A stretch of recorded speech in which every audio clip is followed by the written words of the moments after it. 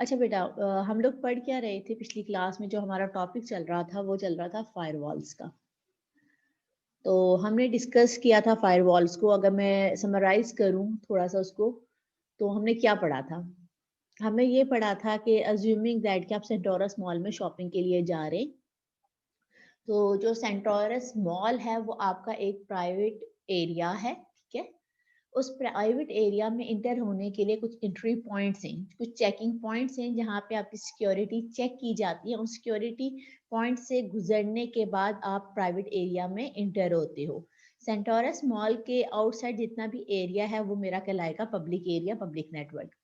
अब public network से जब प्राइवेट नेटवर्क में इंटर हो रहे थे तो आपको एक सिक्योरिटी प्रोसीजर से गुजरना पड़ता है। वहाँ पे क्या होता है, एक वॉक थ्रू गेट होता है, वॉक थ्रू गेट से गुजरते हैं। फिर अगर आपके पास कुछ सामान है वो स्कैनिंग मशीन में रखा जाता है। फिर जो गार्ड्स होते हैं उनके पास मेटल डिटेक्टर होता है, वो आपकी चेकिंग उससे करते हैं। तो वहाँ पे पूरा एक चेकिंग प्रोसीजर फॉलो किया जाता है। अगर एक स्टूडेंट या एक कस्टमर जो जाता है वो कैलकुलेटर लेके सेंटोरस मॉल में जाता है, तो उसको मना नहीं किया जाता आप कैलकुलेटर लेकर क्यों आए हो, ठीक है। क्यों? क्योंकि मैंने आपको कहा था कि हर उसके प्राइवेट एरिया के कुछ क्या होते हैं पैरामीटर्स, डिफेंस पैरामीटर्स होते हैं। सेंटोरस मॉल के लिए क्या डेंजरस है कि कोई बंदा गन ना लेके आ जाए, कोई बंदा नाइफ ना लेके आ जाए। तो ये चीजें सेंटोरस मॉल में अलाउ नहीं है, आप लेके नहीं जा सकते। तो आपको क्या कर दिया जाएगा कि आपके ये डिफेंस पैरामीटर वहाँ पे चेक होंगे। अगर आपके पास ऐसी कोई एक्टिविटी, ऐसी कोई थिंक है जो सेंट्रोरस मॉल के लिए हार्मफुल है, तो क्या कर देंगे, आपको अंदर नहीं जाने देंगे, आपको रास्ते में ही स्टॉप कर देंगे। इसी तरह मैंने कहा कि आप कोई मिलिट्री का एग्जाम देते हो, आप एग्जामिनेशन हॉल में गए, फॉर एग्जांपल आईएसएसपी टेस्ट देने गए, वहां पर अगर आप लेके जाते हो कैलकुलेटर, तो वो आपको कैलकुलेटर लेके जाने नहीं देंगे। गन है, गन लेके नहीं जाने देंगे। नाइफ है, नाइफ लेके जाने नहीं देंगे। कोई भी इलेक्ट्रॉनिक डिवाइस आपको अलाउ नहीं होगी, क्योंकि उनके डिफेंस पैरामीटर्स क्या हैं कि भाई इलेक्ट्रॉनिक थिंग्स अलाउ नहीं होती। तो क्या हुआ कि आप जब भी एक पब्लिक एरिया से एक प्राइवेट एरिया में इंटर हो रहे होते हैं, तो आप सिक्योरिटी प्रोसीजर से जो गुजर रहे होते हैं, तो वो जो सिक्योरिटी प्रोसीजर है, जो आपकी सिक्योरिटी चेक कर रहा है, कोई ऐसी हार्मफुल चीज तो नहीं आ रही जो प्राइवेट एरिया के लिए, जो प्राइवेट नेटवर्क के लिए डेंजरस हो, वो कहलाता है फायरवॉल। वो है फायरवॉल हमारे पास। हमने क्या कहा था? हमने कहा था कि आजकल के ज़माने में इंटरनेट जो है वो हमारे लिए क्या हो गया है, इंटरनेट हमारे लिए एसेंशियल हो गया है। पहले हम कहते थे इंटरनेट हमारे लिए लग्जरी है, एक आजाइश है, लेकिन अब क्या हो गया, everyone wants to be on the internet. हर बंदा इंटरनेट से कनेक्टेड है नॉर्मली। तो अब इंटरनेट, अगर आपको कहूँ इंटरनेट आप लोगों की अब नीड बन गई। इंटरनेट ना हो तो आप ऑनलाइन क्लासेस ना ले सकते, आप असाइनमेंट ना बना सकते, है ना। तो इंटरनेट अब आप हर एक की क्या हो गई, एसेंशियल नीड बन चुकी है। अब इंटरनेट क्या है? इंटरनेट एक पब्लिक नेटवर्क है, ठीक है। आप एक प्राइवेट नेटवर्क से एक पब्लिक नेटवर्क में कनेक्ट हो रहे हो, तो पब्लिक नेटवर्क से अटैकर आके आपके पास अटैक कर सकता है। ये सब चीजें हम लोग डिटेल में डायग्राम पेन पे बना के डिस्कस कर चुके हैं। तो हम लोगों ने क्या करना है कि हम लोग फायरवॉल रख देंगे। अच्छा, मैंने आपको एग्जांपल दी थी कि नॉर्मल कोई दुकान है, ठीक है, कमर्शियल मार्केट में कुछ ऐसी शॉप्स हैं जहाँ पे चेक नहीं किया जाता, आप डायरेक्ट उस शॉप में जाते हो, शॉपिंग करते हो, आ जाते हो, तो इसका मतलब है वहाँ पे फायरवॉल मौजूद नहीं है। फायरवॉल क्या होता है कि वो कुछ डिफेंस पैरामीटर्स को चेक करता है। डिफेंस पैरामीटर को चेक करने के बाद जो इनकमिंग और आउटगोइंग को मॉनिटर भी कर रहा होता है। अगर वो हार्मफुल नहीं है तो उसको अलाउ करेगा, आप प्राइवेट नेटवर्क में इंटर हो जाओ। तो हम क्या कह रहे हैं, जो हमारा इंफॉर्मेशन सिस्टम है डे बाय डे आपको पता है एवोल्यूएट होता जा रहा है। अब हर कोई किससे कनेक्ट है? इंटरनेट से कनेक्ट है। अब जरी बात है, अगर आप इंटरनेट से कनेक्टेड हो मतलब आप एक पब्लिक नेटवर्क से कनेक्टेड हो, एक ऐसा नेटवर्क जिससे पूरी दुनिया कनेक्टेड है, अटैकर भी कनेक्टेड है। अटैकर उस पब्लिक नेटवर्क का यूज करते हुए मेरे प्राइवेट नेटवर्क को क्या कर सकता है, उस पर अटैक कर सकता है। मैं अज्यूम करूं कि एक बैंक है, एक बैंक का प्राइवेट नेटवर्क है। उस प्राइवेट नेटवर्क पे, क्योंकि वो भी इंटरनेट का यूज कर रहे हैं, पब्लिक नेटवर्क से वो भी कनेक्ट है, तो पब्लिक नेटवर्क से अटैकर आके उनके प्राइवेट नेटवर्क को क्या कर सकता है, उनके लिए हार्मफुल हो सकता है। हार्मफुल किस तरीके से हो सकता है? कोई उनकी फाइनेंशियल फाइल है और वो ऐसी फाइल है कि वो शेयर नहीं करना चाहते, उनकी वो फाइल वहां से कॉपी पेस्ट कर ले, उनका पूरा का पूरा सिस्टम उड़ा दे, उनकी पूरी की पूरी विंडोज उड़ जाएं, उनकी पूरी की पूरी फाइल्स डिलीट हो जाएं या फाइल्स मॉडिफाइड हो जाए। ये हम लोग मलिशियस एक्टिविटीज में सब पढ़ चुके हैं कि मलिशियस सॉफ्टवेयर में कि किस तरीके के आप लोगों के पास जो आता है अटैक, किस किस तरीके की चेंजिंग कर सकता है। तो हम लोग क्या करते हैं कि अब हमारे पास क्या हो गया है कि हमने सिस्टम को क्या करना है, हमने उसको सिक्योर बनाना है। क्यों सिक्योर बनाना है? क्योंकि हम एक अनट्रस्टेड इंटरनेट से कनेक्टेड हैं, एक अनट्रस्टेड पब्लिक नेटवर्क से हम लोग कनेक्टेड हैं। टिपिकली इस पर्पस के लिए हम फायरवॉल्स यूज करते हैं। फायरवॉल्स क्या करता है, आपको कुछ डिफेंस पैरामीटर्स देता है, जिस तरीके से मैंने अभी आपको एक्सप्लेन किया था। आप सेंटोरस मॉल में जाते तो चेक करते हैं कोई बंदा गन नाइफ वगैरह तो कैरी नहीं कर रहा, ठीक है। अगर आप एक ISSP टेस्ट देने जा रहे हो, कहेंगे इलेक्ट्रॉनिक की कोई डिवाइस तो कैरी नहीं कर रहा, लाइक कैलकुलेटर, इवन कुछ गर्ल्स हेयर ड्रायर ले जाती हैं तो वो अलाउ नहीं करते आप ISSP सेंटर में अपना हेयर ड्रायर लेके जाएं, क्योंकि इलेक्ट्रॉनिक डिवाइस किसी भी किस्म की अलाउ वहाँ पे नहीं होती। तो जो फायरवॉल है वो एक कॉम्प्रिहेंसिव सिक्योरिटी स्ट्रेटेजी है। अच्छा, यहाँ तक हम लोग पिछली क्लास में पढ़ चुके थे। फिर हम लोगों ने कहा था कि फायरवॉल बेसिकली होता क्या है, समझा तो मैं आपको चुकी हूँ, थोड़ा सा स्लाइड को वो कर लेते, पढ़ लेते। फायरवॉल क्या होता है, ये एक ऐसा पॉइंट आपको देता है जहाँ पे आपकी इनकमिंग ट्रैफिक और आउटगोइंग ट्रैफिक को पूरा मॉनिटर किया जाता है, ठीक है। फिर ये कंट्रोल किया जाता है कि कोई अनऑथराइज चीज, अनऑथराइज डेटा आपके नेटवर्क में एंटर ना हो जाए। अनऑथराइज डेटा ऐसा डेटा कि जो आपके नेटवर्क के लिए हार्मफुल हो, उसके लिए मलिशियस हो। तो हम ये फायरवॉल क्यों यूज करते हैं? क्योंकि हम लोग क्या हैं, हम लोग कनेक्टेड हैं इंटरनेट के साथ, हम लोग कनेक्टेड हैं इंटरनेट के साथ। और वो क्या है, different in trust. Private network पे तो ट्रस्ट कर सकते हैं, लेकिन आप प्राइवेट नेटवर्क को कनेक्ट करें पब्लिक नेटवर्क के साथ, तो पब्लिक पे आप ट्रस्ट नहीं कर सकते, क्योंकि पब्लिक में तो हर कोई कनेक्टेड है। तो हमारे पास क्या होता है कि फायरवॉल सिर्फ ऑथराइज ट्रैफिक को ही अलाउ करता है, उसके अलावा जो उसको ट्रैफिक लगती है कि अनऑथराइज है, मलिशियस है, उसको वो अलाउ नहीं करता। अच्छा, फिर ये आपको ये मतलब इसका मतलब क्या होगा, ये जो आप एक्सेस कर रहे हो तो उसको ऑडिट कर रहा होता है, उसको कंट्रोल कर रहा होता है। अगर आप कोई सॉफ्टवेयर या कोई गेम डाउनलोड करते हैं इंटरनेट से, अगर वो आपके पीसी के लिए हार्मफुल है तो एक नोटिफिकेशन आ जाता है ना कि भाई अभी भी आप इसको इंस्टॉल करना चाहते हैं, ये आपके पीसी के लिए हार्मफुल है। तो आप कहते हो यस, तो वो उसको इंस्टॉल करेगा, अदरवाइज उसको डिस्कार्ड कर देगा। तो ये क्या करता है, एक अलार्म जनरेट कर रहा होता है, जैसे उसको एबनॉर्मल बिहेवियर मिलेगा, एबनॉर्मल बिहेवियर को देखते हुए वो कोई नोटिफिकेशन या कोई अलार्म जनरेट कर देगा कि भाई ये जो आप इंस्टॉल करने जा रहे हो ये मलिशियस है, इसमें कोई एबनॉर्मल बिहेवियर है। अच्छा, उसके अलावा NAT हमने पढ़ा था। NAT क्या होता था, नेटवर्क एड्रेस ट्रांसलेशन, ठीक है। आपको मैंने कहा था कि नेटवर्क में जो कम्युनिकेशन होती है वो in the form of packets हो रही होती है, in the form of IP packets. IP packets में आपको पता है हमारे पास payload, payload mean data, data तो मौजूद होता ही है, उसके अलावा हमारे पास source address, destination address, port number, protocol, ये सारी डिटेल मौजूद होती हैं। तो हमारे वहाँ पे क्या हो रही होती है, एड्रेस ट्रांसलेशन भी हो रही होती है, सोर्स एड्रेस, डेस्टिनेशन एड्रेस। तो ये क्या, ये आपको NAT भी प्रोवाइड करता है और कितना यूजेज हुआ है उसकी भी मॉनिटरिंग कर रहा होता है। अच्छा, इसके जरिए हम VPNs यूजिंग IPsec इसके जरिए इम्प्लीमेंट कर सकते हैं। ये हमारी लास्ट की स्लाइड्स में ये पूरा डिस्कस किया गया डिटेल में, तो मैं ये वहीं पे डिटेल में डिस्कस करूंगी कि फायरवॉल के जरिए आप VPN कनेक्ट इम्प्लीमेंट कर सकते हो, वर्चुअल प्राइवेट नेटवर्क। अच्छा, अब क्या कह रहे हैं, लास्ट जो लाइन लिखी हुई है वो लिखी हुई है must be immune to penetration. मैं इसलिए स्पीड में ये सब कवर कर रही हूँ कि ये तमाम चीजें पिछली क्लास में with the help of diagram में डिटेल में डिस्कस कर चुकी हूँ। अभी तक मैं पिछला लेक्चर रिकैप कर रही हूँ, ठीक है। तो इसलिए मैं थोड़ा स्पीड में करवा रही हूँ ताकि हमारी ये सारी चीजें एक दफा रिकैप हो जाए। Must be immune to penetration. अब क्या हुआ, अटैकर के लिए अब क्योंकि फायरवॉल बैठा हुआ है, फायरवॉल बैठा हुआ अटैकर के लिए सबसे बड़ा चैलेंज क्या बन गया कि ये फायरवॉल को किसी तरीके से धोखा देते हुए इंटर हो जाए या उस पर अटैक कर ले। जिस तरीके से एक ऐसा स्टूडेंट जो बिम्स का स्टूडेंट नहीं और बिम्स में इंटर होना चाह रहा है, उसके लिए सबसे बड़ा मसला क्या है कि भाई रास्ते में गार्ड बैठा हुआ है, गार्ड मेरा आईडी कार्ड चेक करेगा और मेरे पास तो आईडी कार्ड मौजूद नहीं है। तो ये क्या कह रहे हैं कि आपका फायरवॉल इतना वेल डेवलप्ड और इतना स्ट्रांग होना चाहिए कि अगर अटैकर इसको अटैक करने की कोशिश करे तो ये उस अटैक को अपने अंदर पेनिट्रेट होने ना दे।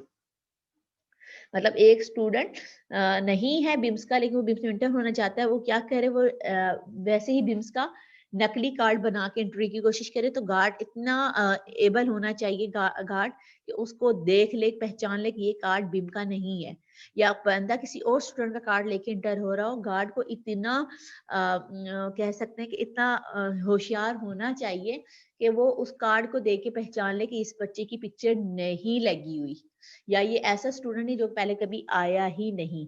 तो मतलब आपके जो गार्ड है, गार्ड को इतना वो होना चाहिए, सेंस उसमें होनी चाहिए कि वो डिटेक्ट कर सके कि आइदर ये अनऑथराइज्ड एक्सेस हो रही है, अनऑथराइज्ड बंदा आने की कोशिश कर रहा है। तो इसी तरह एक फायरवॉल जो है, फायरवॉल को भी इतना समझदार, इतना स्ट्रॉन्ग, इतना वेल डेवलप्ड होना चाहिए कि अगर उस पे अनऑथराइज आने ट्रैफिक आने की कोशिश करे या अटैक होने की कोशिश हो तो उसको अपने अंदर पेनिट्रेट होने ना दे, उसको भी ये रोक सके।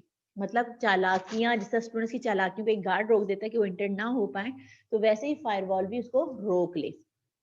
ये हम पिछली क्लास में पढ़ चुके हैं।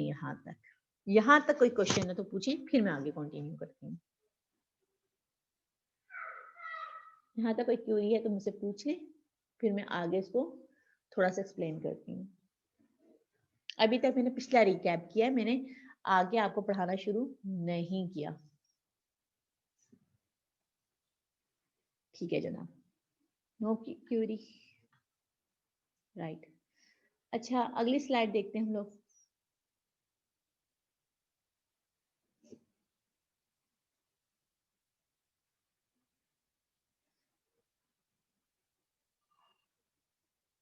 ये डायग्राम जो मैंने पिछली क्लास में एक्सप्लेन भी की थी, लेकिन मैंने खुद ड्रॉ करके एक्सप्लेन की थी आप लोगों को, तो इसको भी हम लोग दोबारा से थोड़ा सा देख लेते हैं। चलो अच्छी बात है, हमारा थोड़ा सा और रिवीजन हो जाएगा।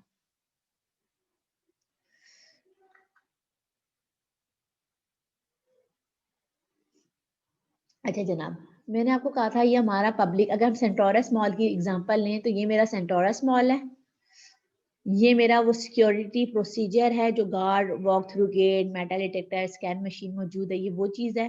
और ये पब्लिक क्या है, पब्लिक एरिया, सॉरी, ये इंटर, यहाँ पे इन्होंने डायग्राम इस तरीके से बनाई है कि प्राइवेट को यहाँ पे इन्होंने मेंशन किया हुआ है, internal protected network, Centaurus mall ये रहा, ठीक है। Outside of the Centaurus mall ये है पब्लिक एक्सटर्नल नेटवर्क जिसको कहते हैं, ठीक है। और ये मेरे पास है फायरवॉल। मैंने आपको ये कॉन्सेप्ट दिया था कि फायरवॉल का कॉन्सेप्ट कहाँ से आया था, कि पुराने वक्तों में जब दो उनमें लड़ाइयाँ, कुंभों में लड़ाइयाँ हो जाती थी, तो वो क्या करते थे कि अब वो ये चाह रहे थे कि हम पे एनिमी अटैक ना कर पाए, तो वो क्या करते थे, खड्डा खोद के उसमें आग लगा देते थे, ताकि एनिमी अब उस आग को क्रॉस करके हमारे पास इंटर ना हो सके। तो ये वाला कॉन्सेप्ट वहीं से आया, जो फायरवॉल नाम आया वहीं से आया हमारे पास। तो अब क्या होगा कि अब ये मेरा इंटरनेट है, ठीक है। इंटरनेट से अगर कोई बंदा कर, आपने क्या क्या अज्यूम करें, आपने किसी ऐसी चीज की रिक्वेस्ट की इंटरनेट से जो आपके नेटवर्क के लिए हार्मफुल है, तो फायरवॉल उसको यहाँ पर क्या कर देगा, उसको स्टॉप कर देगा, उसको रोक लेगा। तो फायरवॉल क्या कर रहा होता है, ये मॉनिटर कर रहा होता है इनकमिंग और आउटगोइंग ट्रैफिक को, और ये चेक कर रहा होता है कि कौन सा ऑथराइज डेटा है, कौन सा ऑथराइज नहीं है, मेरे प्राइवेट नेटवर्क के लिए, प्रोटेक्टेड नेटवर्क के लिए क्या हार्मफुल हो सकता है और क्या हार्मफुल नहीं हो सकता। तो ये फायरवॉल जो है, ये वो चेकिंग जो हमने कहा था ना, चेकिंग पॉइंट है जहाँ पे सिक्योरिटी चेक हो रही होती है, तो ये फायरवॉल वो वाला पॉइंट है हमारे पास। कोई क्वेश्चन?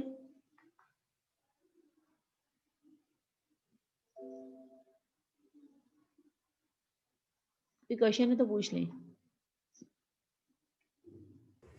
नो मैम, कोई क्वेश्चन नहीं। ओके, अच्छा, फायरवॉल की कुछ लिमिटेशंस हैं हमारे पास। Firewall it's good, security provide करता है, लेकिन थोड़ी सी इसकी कुछ हमारे पास लिमिटेशंस भी हैं। अगर आपको याद हो, हमने ट्रैप डोर्स पढ़े थे, बैकडोर्स पढ़े थे, ट्रैपडोर्स पढ़े थे, मलिशियस सॉफ्टवेयर में पढ़े थे।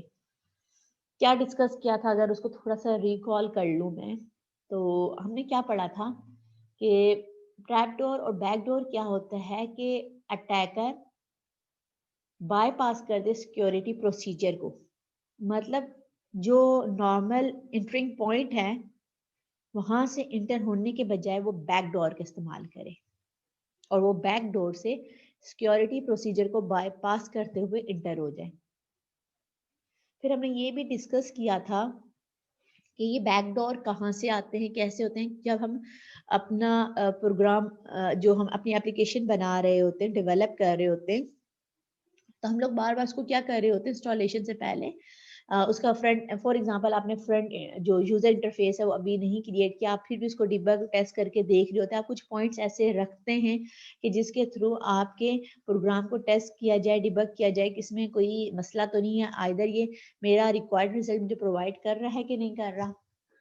तो वो जो पॉइंट रखा जाता है टेस्टिंग और डिबगिंग के लिए, ठीक है, ड्यूरिंग द, आप जब अपना जो एप्लीकेशन बना रहे होते हो डिजाइनिंग फेज में होता है, तो वो जो पॉइंट अगर आप उसको सही से दोबारा बंद करना भूल जाएं या उसको उस पॉइंट को अटैकर के लिए बंद करना भूल जाएं या उसको दोबारा से प्रोग्राम करना भूल जाएं या वो वीक पॉइंट आप रहने दे दें, तो क्या होगा, अटैकर उस पॉइंट के जरिए अब वो नॉर्मल यूजर इंटरफेस से इंटर होने के बजाय उस पॉइंट को यूज करते हुए आपकी एप्लीकेशन में, आपके सिस्टम में, आपके नेटवर्क में इंटर हो सकता है।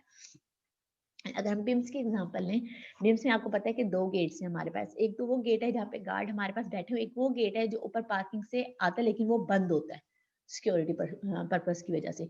लेकिन अज्यूम करें किसी वजह से वो गेट खुला रह गया, वो गेट बंद करना भूल गए। जिस तरीके से मैंने कहा कि एक एप्लीकेशन है, ठीक है, या एक सिस्टम है, उसमें उन्होंने वो वीक पॉइंट रहने दिया, वो वीक पॉइंट अपना बंद करना भूल गए या उस पर मजीद सिक्योरिटी करना उनको याद नहीं रहा, तो अब क्या हो जाएगा कि उस गेट को यूज करते हुए अनऑथराइज स्टूडेंट विम्स में इंटर हो सकता है।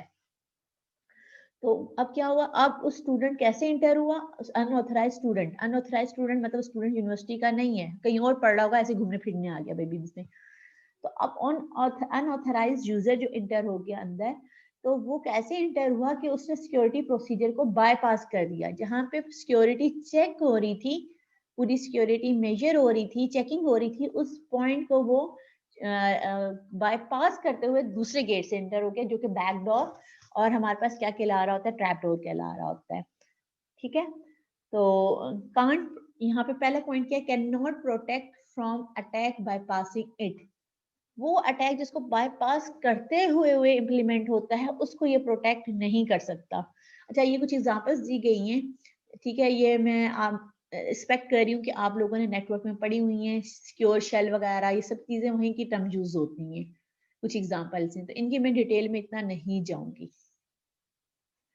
ठीक है, आगे ये सिक्योर शेल, ये एसएसएल, ये सब कुछ आप लोगों ने यूटिलिटी मॉडेम्स, ये सब उसमें अच्छे से डिस्कस किया होता है। अच्छा, can not protect against internal threat. Firewall internal threat को हैंडल नहीं कर सकता। किस तरीके से, एक ऐसा एम्प्लॉय है, ठीक है, एक ऐसा एम्प्लॉय है जो आपकी ऑर्गेनाइजेशन, जिस ऑर्गेनाइजेशन में वो काम करता है, उस ऑर्गेनाइजेशन के साथ वो फेथफुल नहीं है, मुखलिस नहीं है, और वो उस ऑर्गेनाइजेशन को नुकसान पहुंचाना चाहता है, और वो क्या करे एम्प्लॉय के वहां की कुछ फाइल्स को डिलीट कर दे या वहां की फाइल्स को मॉडिफाई कर दे। ठीक है, तो मैंने एक एग्जांपल इसकी दी थी, क्या दी थी कि अज्यूम करें, ठीक है, आप लोग ऑथराइज स्टूडेंट्स हैं बिम्स के। अब आप में से कोई स्टूडेंट मेरे पास यूएसबी लेकर आया, मैम मुझे लेक्चर चाहिए, और उसने अपने यूएसबी में ऐसा कोई सेटअप किया हो कि मेरा पूरा पूरा डेटा उसके पास, मैं लैपटॉप उसको दूं, ठीक है, आप बेटा, मुझे ये हो कि ये ऑथराइज यूजर है, ठीक है बेटा, आप ये लेक्चर है फोल्डर में से कॉपी कर लें। ठीक है, वो ऐसा सिस्टम कर दें कि मैम अगर फ्यूचर में भी कुछ क्रिएट करें तो मेरे पास ईमेल हो जाए, मेरे यूएसबी में आ जाए, मतलब कुछ भी कर सकता है, कोई ऐसी अटैक वो उसके अंदर कोई ऐसी चीज इंस्टॉल कर सकता है, मेरा आईडी पासवर्ड देख सकता है, मतलब कुछ भी वो स्टूडेंट वहां से कर सकता है, क्योंकि ऑथराइज स्टूडेंट है, मैंने उस पर क्या किया, ट्रस्ट किया, लेकिन उसने क्या पहुंचा दिया, नुकसान पहुंचा दिया। तो ऐसे थ्रेड को फायरवॉल डिटेक्ट नहीं करता, डील नहीं करता। अच्छा, can not protect against access via W LAN. if improperly secured against external use। अच्छा, ये जो है कि WLAN के लिए इतना ये परफॉर्मेंस आपको नहीं देगा। ठीक है, आप क्या कह रहे हैं कि एक इम्प्रॉपरली सिक्योर्ड वायरलेस लैन है, ठीक है, वो एक्सेस कर सकता है आउटसाइड द ऑर्गेनाइजेशन। जो एक इंटरनल फायरवॉल है वो क्या कर देता है, सेपरेट कर देता है पोर्शंस ऑफ इंटरप्राइज नेटवर्क, है ना। तो उसको can not guard against wireless communication local और different sides of the internal firewall के दरमियान क्या हो रहा है। अगर मैं ये पॉइंट आपको एक इसका एक्सप्लेन करना चाहूँ, मैं यहाँ पे लिख भी देती हूँ, इसकी एक्सप्लेनेशन मैं ऐड भी कर देती हूँ आपके लिए। एक मिनट यहाँ पे मैं थोड़ी देर के लिए लिख देती हूँ, फिर हम उसको स्टडी करते हैं। कंट्रोल बी, विजिबल हुआ कि नहीं हुआ?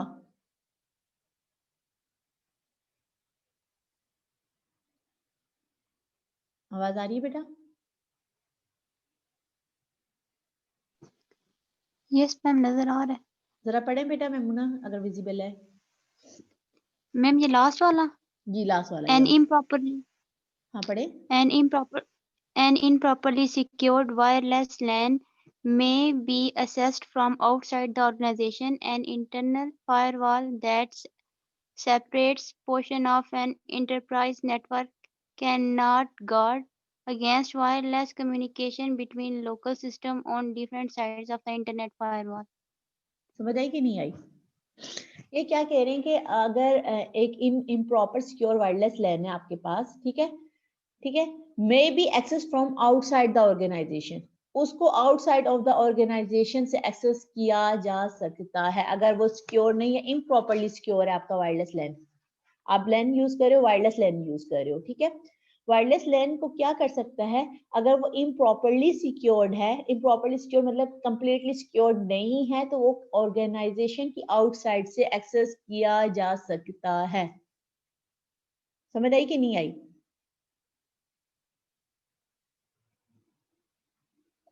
तो ये क्या कर सकते हैं, ये उसके मतलब वहां पे हैजा, देखिए यहाँ पे ये बात लिखी हुई है, can not guard against wireless communication between local system on different sides of the internal firewall. अब आपके पास क्या हो रहा है, डब्ल्यू लैन पे कम्युनिकेशन हो रही है, ठीक है, आप डब्ल्यू लैन पे कम्युनिकेशन कर रहे हो और वो इम्प्रॉपरली क्या है, इम्प्रॉपरली सिक्योर्ड है, कंप्लीटली सिक्योर्ड नहीं है। तो अगर आपके पास डब्ल्यू लैन यूज हो रहा है, इम्प्रॉपरली सिक्योर्ड है, तो उसको outside of the organisation access किया जा सकता है, क्योंकि जो इंटरनल फायरवॉल है वो उसको सही से गार्ड नहीं कर पाता, क्योंकि उसने कुछ पोर्शंस बनाए होते हैं, तो वो उन पोर्शंस में डिवाइड हो रहा होता है, उस आधे पोर्शन को देख पाता है, कुछ पोर्शन को देख नहीं पाता, क्योंकि वो सब पे सिक्योर्ड नहीं है, इम्प्रॉपरली सिक्योर्ड है, आधा पोर्शन सिक्योर्ड है, आधा पोर्शन सिक्योर्ड नहीं है। अच्छा, उसके अलावा ये क्या कह रहे हैं, can not protected against small, अच्छा ये वाला लास्ट पॉइंट देख लें। अब आपके पास जो लैपटॉप आप कनेक्ट कर रहे हो या पीडीए पोर्टेबल डिवाइस आप कनेक्ट कर रहे हो या कोई स्टोरेज डिवाइस कनेक्ट कर रहे हो, वो ऑलरेडी इन्फेक्टेड थी, ऑलरेडी उस पर क्या हुआ था, अटैक हुआ था। तो अगर आप उसको कनेक्ट करने की कोशिश करते हैं अपने सिस्टम के साथ, अपने प्राइवेट नेटवर्क में कनेक्ट करते हैं, तो वो आपके लिए जो अटैक ऑलरेडी हो चुका था उसको फायरवॉल डिटेक्ट नहीं करेगा, फायरवॉल उसको हैंडल नहीं करेगा, क्योंकि वो ऑलरेडी इन्फेक्टेड है। ऑलरेडी इन्फेक्टेड आपने पीसी यूज किया, ऑलरेडी इन्फेक्टेड आपने पीडीए यूज किया या स्टोरेज डिवाइस यूज की जो ऑलरेडी इन्फेक्ट हुआ था, आपने उसको अपने किस में लगा दिया, प्राइवेट नेटवर्क में आके उस पीसी को अटैच कर दिया, और वो तो ऑलरेडी इन्फेक्टेड है, उसको आप फायरवॉल डील नहीं कर पाएगा। बात समझ आएगी कि या नहीं आई? यस या नो? मैम आ गई। ठीक है, ये कुछ लिमिटेशंस थी उसकी। अब हम देखते हैं टाइप्स ऑफ फायरवॉल्स। हमारे पास कुछ फायरवॉल्स की टाइप्स है, packet filters, application level gateways and circuit level gateways. इसमें से दो को आज डिस्कस कर लेते हैं, स्लाइड्स में बाद में डिस्कस करूंगी, पहले मैं इसको पेंट में आप लोगों को थोड़ा डिस्क्राइब करने की कोशिश करूंगी, डिस्क्राइब करने के बाद फिर हम लोग इसकी स्लाइड्स देखेंगे, ठीक है। आज हम पैकेट फिल्टर्स और एप्लीकेशन लेवल गेटवेज को देख लेते हैं, दो को देख लेते हैं। मैं पेंट ओपन कर लेती हूँ।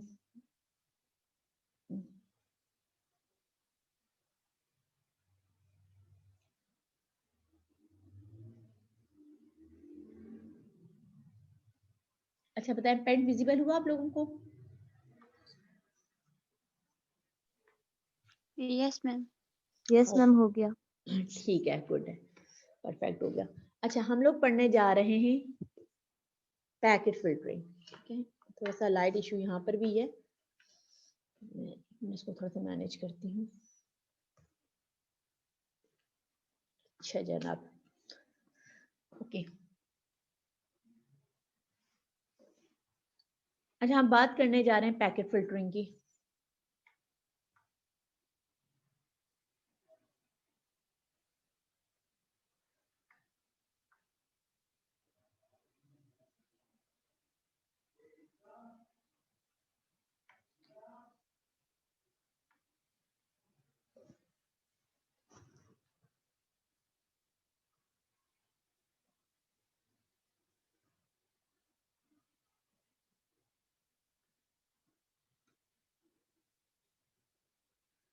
अच्छा जनाब, हम पैकेट फिल्टरिंग पढ़ रहे हैं। थोड़ा सा पेन का साइज में बड़ा कर देती हूँ ताकि थोड़ा एक्सप्लेन करना इजी हो।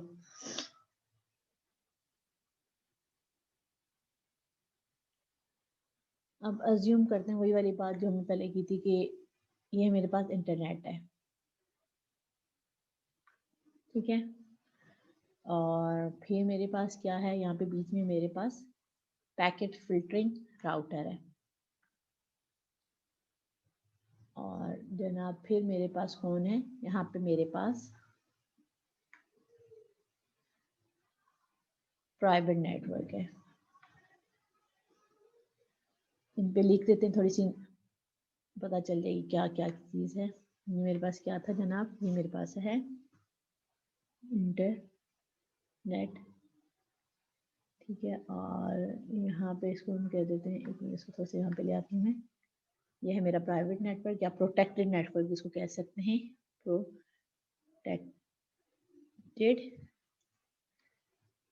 नेटवर्क। प्रोटेक्टेड नेटवर्क या private network both are same, ठीक है। और ये जो है मेरे पास, ये है मेरे पास, इसको मैं कहूँगी PFR,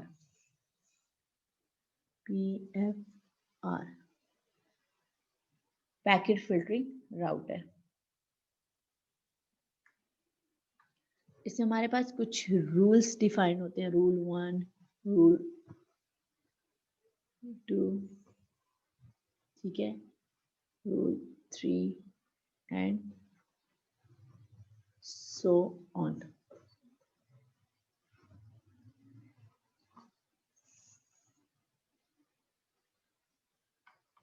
पैकेट आता है, ये मेरे पास IP पैकेट होता है मेरे पास, ठीक है। उस पैकेट के अंदर क्या क्या हो सकता है मेरे पास, उसमें सोर्स का एड्रेस, डेस्टिनेशन का एड्रेस, पोर्ट नंबर, हो सकती है। अच्छा, और प्रोटोकॉल कौन सा यूज कर रहा है वो, प्रोटोकॉल हो सकता है, फाइल ट्रांसफर प्रोटोकॉल है, SMTP है, ये सब कुछ, ठीक है, प्रोटोकॉल। और उसके अलावा पेलोड या उसको हम कह सकते हैं कि जो डाटा एक्चुअली वो कैरी कर रहा है।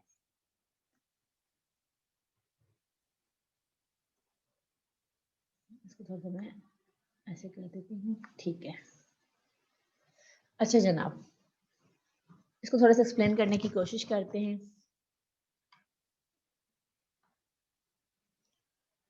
मैंने एक रफ सी डायग्राम बनाई है आप लोगों के लिए ताकि मैं इसको थोड़ा सा एक्सप्लेन कर पाऊँ। फिर यहाँ पे एक्सप्लेन करने के बाद हम स्लाइड से मूव करेंगे, दोनों टाइप्स पढ़ने के बाद।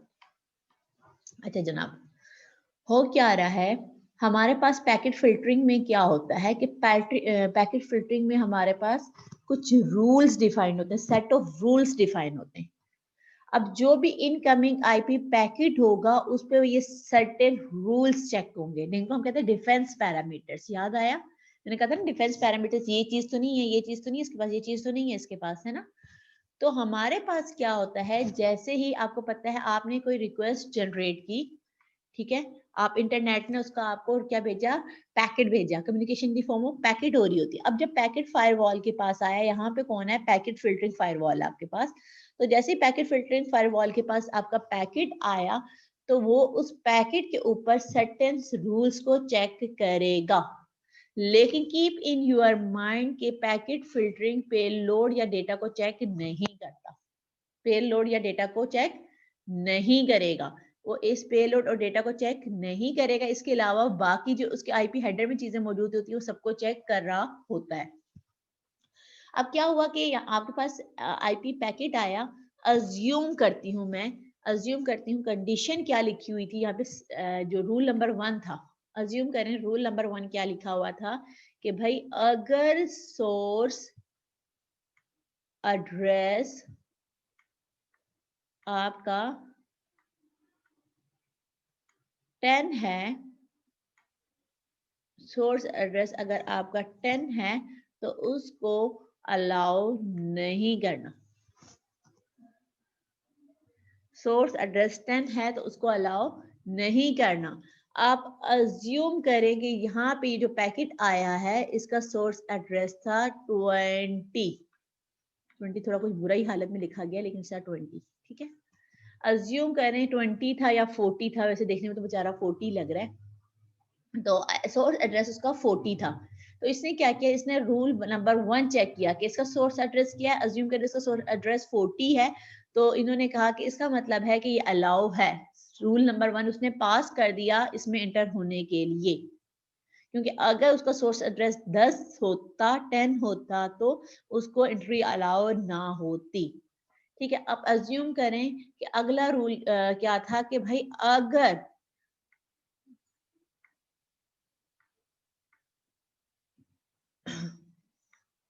अगर उसका पोर्ट नंबर 25 है तो उसको अलाउ करें। तो यहाँ पर आगे इसका पोर्ट नंबर चेक करेगा, अज्यूम करेंगे इसका पोर्ट नंबर 25 ही था, तो इसका मतलब है इसने जो सेकंड रूल था, जो सेकंड डिफेंस पैरामीटर था, वो भी इसने पास कर लिया। ठीक है, तो अगर आप अज्यूम करेंगे उसने कहा कि भाई वो जो प्रोटोकॉल फॉलो कर रहा हो वो FTP फॉलो कर रहा हो और इसके पास प्रोटोकॉल SMTP हो, तो थर्ड रूल उसका क्या हो जाएगा, फेल हो गया। तो यहाँ पर अगर आप देखें पैकेट फिल्टरिंग में, तो पैकेट फिल्टरिंग में हमें क्या समझ आया है, अगर हम इसको समराइज करना चाहें, ठीक है, हमें क्या समझ आया है, फिर उसके बाद में मजीद उसको एक्सप्लेन करती हूँ। पहले समरी बना लेते हैं ना थोड़ी सी। हमने क्या क्या डिस्कस किया है कि सिंपल टू इम्प्लीमेंट है, सिंपल टू इम्प्लीमेंट है। क्यों भाई सिंपल टू इम्प्लीमेंट क्यों है, सिंपल टू इम्प्लीमेंट इसलिए है कि इसमें कुछ भी नहीं करना पड़ रहा, जस्ट सर्टेन जो आपके सेट ऑफ रूल्स डिफाइन है, जो डिफेंस पैरामीटर्स डिफाइन है, उन एक एक करके उस सब पैरामीटर्स को, सिर्फ डिफेंस पैरामीटर्स को चेक किया जा रहा है, डिफेंस के पैरामीटर्स को, इधर सेट ऑफ रूल्स को सिर्फ चेक किया जा रहा है और कुछ भी नहीं हो रहा। तो it's very easy to implement, इसको इम्प्लीमेंट करना बहुत ही ज्यादा क्या है, इजी है। ठीक है, अगला स्टेप, सेट ऑफ रूल्स होते हैं इसमें हमारे पास, एक मिनट में एंटर कर लूं, ठीक है, इसमें हमारे पास सेट ऑफ रूल्स होते हैं, उन सेट ऑफ रूल्स को क्या करना पड़ता है, उन सेट ऑफ रूल्स को आपने चेक करना पड़ता है, उन डिफेंस पैरामीटर्स को चेक करना पड़ता है पहली। ठीक है, ये तो इजी सी बात हो गई।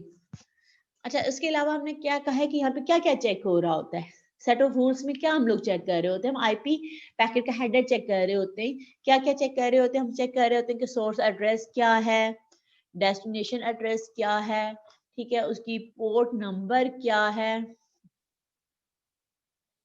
उसकी पोर्ट नंबर क्या है हमारे पास, फिर हम लोग जनाब चेक कर रहे होते हैं वो प्रोटोकॉल कौन सा फॉलो कर रहा है, वो प्रोटोकॉल कौन सा फॉलो कर रहा है, ये हम लोग चेक कर रहे होते हैं। अच्छा, अगर रूल्स मैच हो गए, इफ रूल्स मैच, इसमें से थोड़ा सा बड़ा भी कर देती हूँ ना, if rules matched then forward और डिस्कार्ड।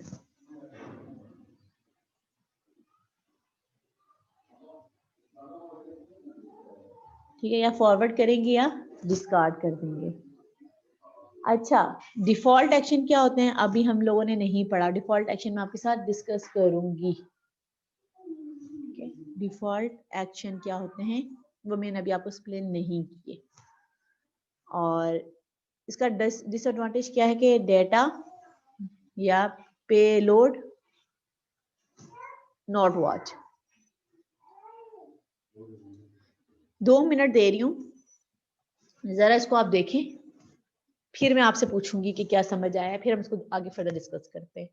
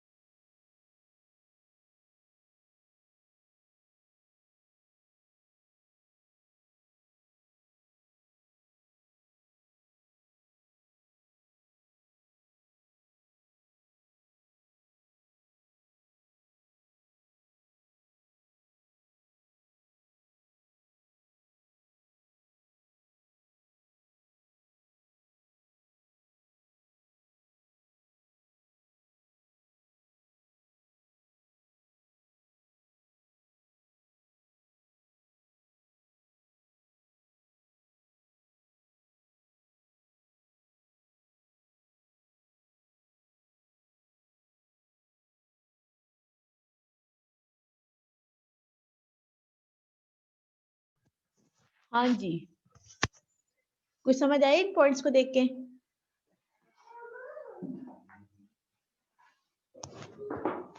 कोई एक्सप्लेन करना चाहे इस डायग्राम को, फिर मजीद में इसको एक्सप्लेन करती हूँ जो कुछ पॉइंट्स क्लियर नहीं है।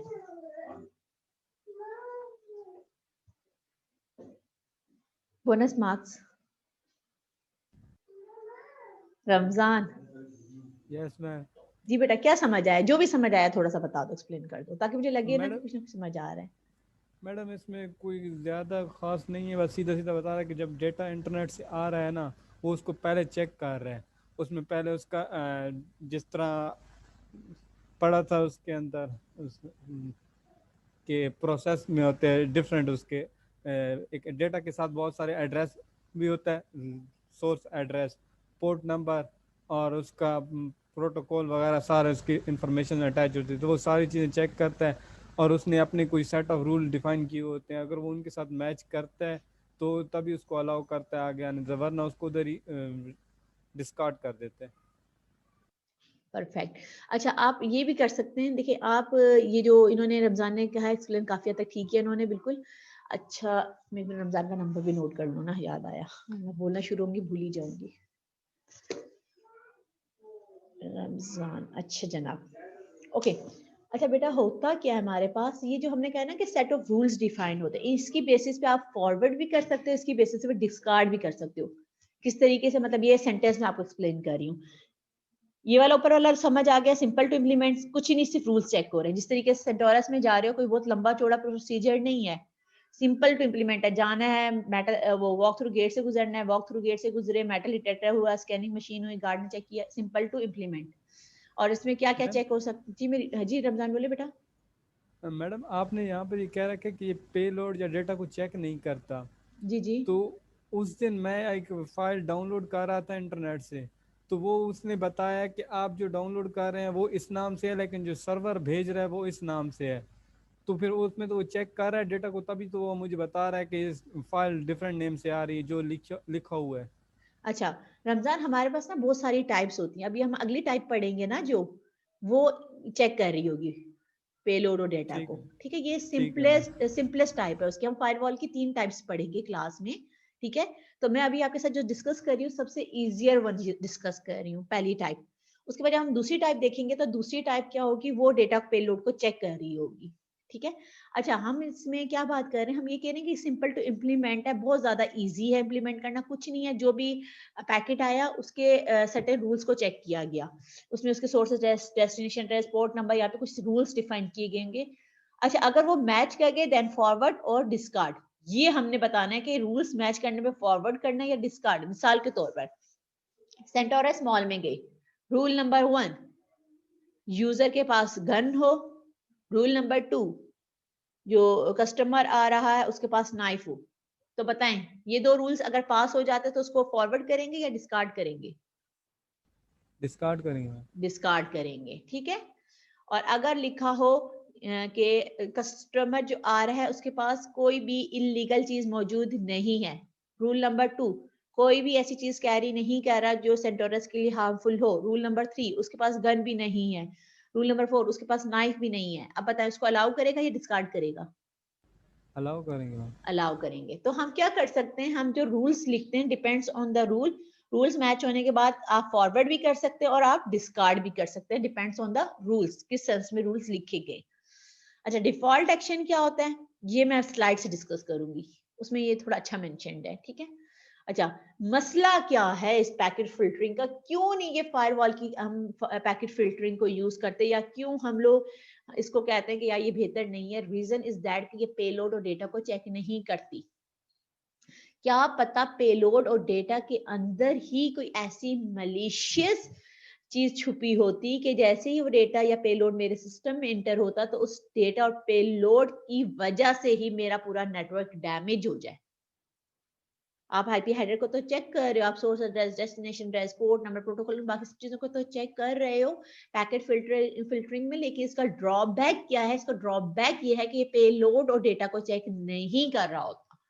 तो हो सकता है कि डेटा के अंदर, जिस तरीके से मैंने कहा कि गैम आप इंस्टॉल कर रहे हो, ठीक है, गैम का जो पैकेट की फॉर्म में आया उसका हेडर बिल्कुल ठीक था, लेकिन जैसे ही गैम आपने इंस्टॉल किया तो वो गैम आप प्ले करने लगे, गैम प्ले होने लग गया, या ऑनलाइन गेम खेल रहे थे, चलें सब कुछ छोड़ें, ऑनलाइन गेम प्ले कर रहे थे, गेम प्ले होना शुरू हो गया, लेकिन साइड बाय क्या हो रहा होगा, हिडनली वहां से कुछ फाइल्स आपके नेटवर्क में क्या पता कॉपी हो रही हो, या वो आपकी कुछ फाइल्स को हिडनली डिलीट कर रहा हो, आप तो आपको लग रहा होगा कि गेम खेल रही हो, लेकिन बैक एंड में हिडनली वो एडिशनल एक्टिविटीज भी परफॉर्म कर रहा होगा। तो यहाँ पे उन्होंने यही बात कही है कि भाई डेटा और पेलोड वॉच नहीं होता, तो इसका मतलब क्या हुआ, इसका मतलब ये हुआ कि हो सकता है उसका हेडर तो परफेक्ट हो, सही सोर्स से आया है, वो सही डेस्टिनेशन पे जा रहा है, बिल्कुल परफेक्ट पोर्ट नंबर यूज हुई है, प्रोटोकॉल भी परफेक्ट यूज हुआ है, लेकिन जो डेटा भेजा गया है मे बी वो डेटा मलिशियस हो, वो डेटा आपके नेटवर्क के लिए हार्मफुल हो। तो इसका सबसे बड़ा ड्रॉबैक यही है। बात समझ आई कि नहीं आई? ये पेलोड को नहीं चेक कर रहा, लेकिन आपके पास तो मलिशियस जो एक्टिविटीज हैं वो तो पेलोड डेटा के जरिए भी हो सकती है ना।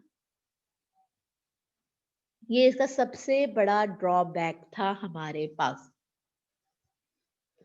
दूसरी टाइप है, स्लाइड्स पे जाने से पहले मैं सोच रही हूँ वो भी यहीं पे एक्सप्लेन कर दूं, यहाँ पे एक्सप्लेन करने के बाद भी मैं स्लाइड्स में मूव करूँ, ठीक है।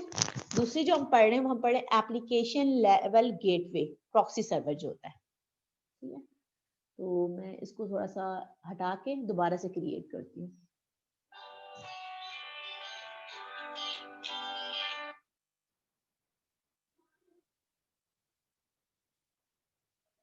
अच्छा जनाब, उसके लिए दोबारा से डायग्राम कंस्ट्रक्ट कर लेते हैं प्लीज, ये थोड़ा अच्छा टॉपिक है।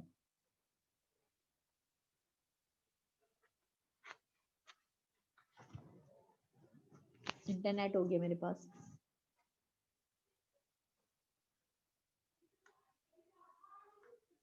प्रॉक्सी सर्वर हो गया मेरे पास, इंटरनल होस्ट ले लेते हैं।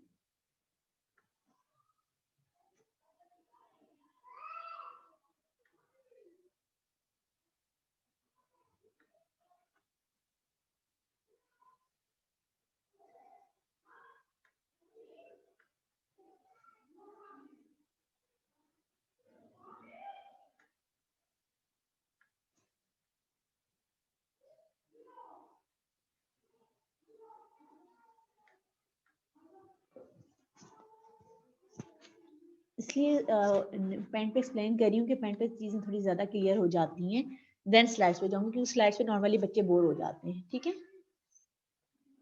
अच्छा जनाब किधर गए भाई आप? ओके,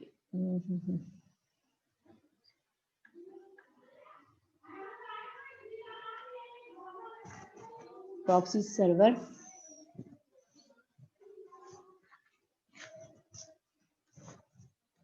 प्रॉक्सी सर्वर हो गया। ठीक है, और इसके लिए यहाँ पे टाइप कर देते हैं इसका नाम, यहाँ पर लिख देती हूँ क्या है। It's a internal host.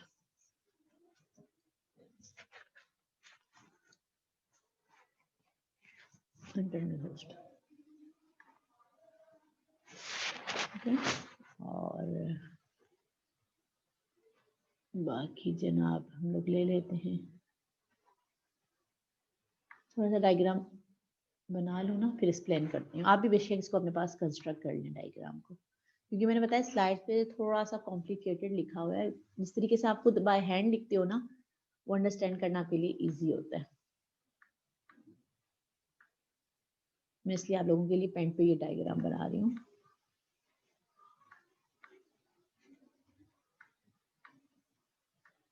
अच्छा जनाब, डायग्राम बना लें अपने पास आप लोग। ये कौन सा सिस्टम है मेरे पास, इसका नाम भी लिख लेते हैं हम लोग ऊपर, ताकि पता चले। सेकंड टाइप पढ़ रही हूँ मैं अब, ठीक है। पहली कौन सी थी? पैकेट फिल्टरिंग, वो हमने कर ली, डन। ठीक है, वो डन हो चुकी है। अब हम लोग सेकंड टाइप पढ़ रहे हैं। सेकंड टाइप क्या है इसकी? एप्लीकेशन लेवल,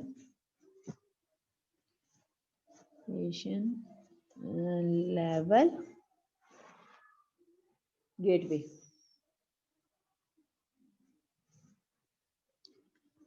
जिसको प्रॉक्सी सर्वर का नाम भी दिया जाता है, प्रॉक्सी सर्वर। अब हम लोग ये डिस्कस कर रहे हैं, ठीक है। आवाज आ रही है मेरी आप लोगों को? Yes ma'am. ठीक है, अच्छा। अटेंडेंस मार्क करनी है, अटेंडेंस चलो बाद में मार्क करती हूँ। ये चलो आज एक काम करते हैं, आज पेन पे ही समझ लेते हैं। स्लाइड्स में नेक्स्ट क्लास में डिस्कस करूंगी क्योंकि टाइम कम है, अटेंडेंस मुझे मार्क करनी है ना। तो थोड़ा सा इसको एक्सप्लेन कर देती हूँ मैं यहाँ पे। अच्छा, हमारे पास होता क्या है इसमें, ये जो मेरे पास application level gateway proxy server है ना, it's more secure. Why more secure? क्योंकि इसमें आपका पेलोड भी, आपका डेटा भी चेक हो रहा होता है। समझ आई कि नहीं आई? ये जो हमारी सेकंड एप्लीकेशन लेवल गेटवे है, जो प्रॉक्सी सर्वर है, इसमें हमारे पास क्या हो रहा होता है, इसमें जो ओवरहेड था, जो ड्रॉबैक था पैकेट फिल्टरिंग का, उसको भी यहाँ पर किया गया, कंपनसेट किया गया है।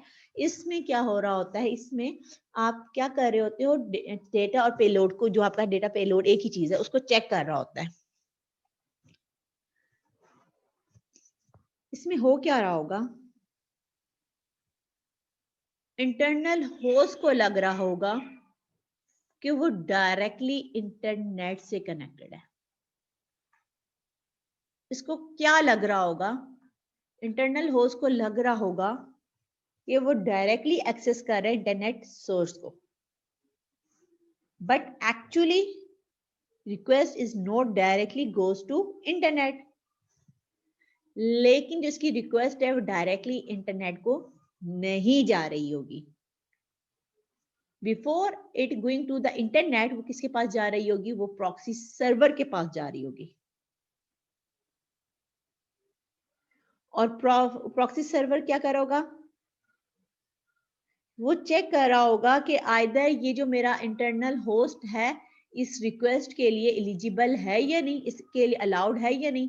अगर याद हो, आपसे मैंने एक बात डिस्कस की थी, मैंने क्या डिस्कस किया था उसको थोड़ा सा रिकैप कर लेती हूँ, फिर दोबारा इस पे आती हूँ। मैंने आपको कहा था कि भाई विंडोज 7 से पहले हमारे पास क्या ऑप्शन होता था, विंडोज 7 से पहले फायरवॉल में ऑप्शन होता था ऑन या ऑफ का। या जस्ट ऑन कर सकते थे या जस्ट ऑफ कर सकते थे। लेकिन अब हमारे जो अपर वर्जन है 7 से लेके ऑनवर्ड, उसमें हमारे पास क्या आ गया, एडवांस फायरवॉल मोड आ गया। एडवांस फायरवॉल जो मोड है वो क्या करता है, वो आपकी डेटा फिल्टरिंग कर सकता है, वेबसाइट रिस्ट्रिक्शंस कर सकता है, अच्छा वो आपके जो बाउंड कर सकता है आउटगोइंग वगैरह को, इनकमिंग को देख सकता है। तो हमारे पास हो क्या रहा है कि अब जो मोर हमारे पास एडवांस वर्जन आया हुआ है फायरवॉल का, फायरवॉल एडवांस फायरवॉल मोड जो आया हुआ है हमारे पास, उसमें हम लोग क्या कर सकते हैं, कुछ वेबसाइट्स को रिस्ट्रिक्ट कर सकते हैं। मिसाल के तौर पे आप एक जगह इंटर्नशिप कर रहे हो और वो लोग ये चाह रहे हैं कि आप लोग वहां पर बैठ के सोशल नेटवर्किंग ना करो, सोशलाइजेशन ना करो, मतलब आप फेसबुक यूज ना करो, ट्विटर यूज ना करो, इंस्टाग्राम यूज ना करो, तो वो क्या कर देंगे, वो कुछ वेबसाइट्स को यहाँ पर क्या कर देंगे, उनको वो रिस्ट्रिक्ट कर देंगे। अब जैसे ही आपको लग रहा होगा आप डायरेक्ट इंटरनेट को रिक्वेस्ट भेज रहे हो, लेकिन वो रिक्वेस्ट किसके पास जा रही होगी, वो रिक्वेस्ट प्रॉक्सी सर्वर के पास जा रही होगी। अब प्रॉक्सी सर्वर चेक करेगा, प्रॉक्सी सर्वर चेक करेगा कि भाई ये जो मेरा इंटरनल यूजर है, ये मुझे कह रहा है कि मैंने फेसबुक से कनेक्ट होना है, तो क्या ये मेरा इंटरनली फेसबुक यूज करने के लिए अलाउड है। तो मैंने कहा कि इंटरनली और उन्होंने आपको अलाउ नहीं किया हुआ, तो प्रॉक्सी सर्वर आपको कह देगा कि योर रिक्वेस्ट इज डिनाइड, इसको हम फॉलो नहीं कर सकते, ये एक्सेस नहीं हो सकती। अब इंटरनल होस्ट कौन था, इंटरनी था, उसको अलाउ, इंटरनी को अलाउ नहीं था। या मैं आपको कहूँ स्टूडेंट्स हैं, आप यूनिवर्सिटी में भी तो इंटरनेट होता है ना, तो आप एज्यूम करें कि आप इसको यहाँ से काट देती हूँ, मैं इसको स्टूडेंट्स के नाम से कर लेते ज्यादा बेहतर रहेगा, क्योंकि आप लोग स्टूडेंट्स ही है ना। इसको मैं डिलीट कर देती हूँ।